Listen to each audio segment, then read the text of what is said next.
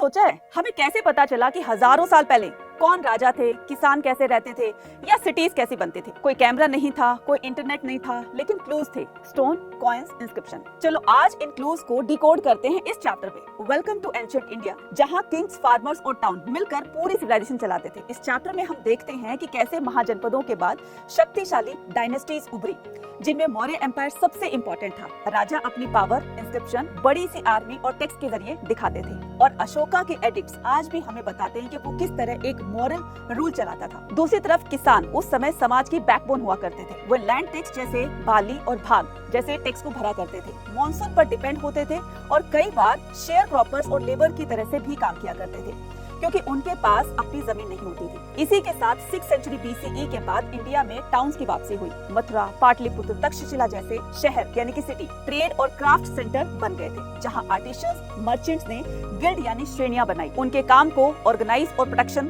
देते थे। ट्रेड इतना स्ट्रॉन्ग था कि रोमन राइटर कंप्लेन किया करते थे कि इंडिया ने हमारा सारा गोल्ड ले लिया, क्योंकि इंडियन मर्चेंट स्पाइसेस, टेक्सटाइल्स और पर्ल्स तक भी भेजा करते थे।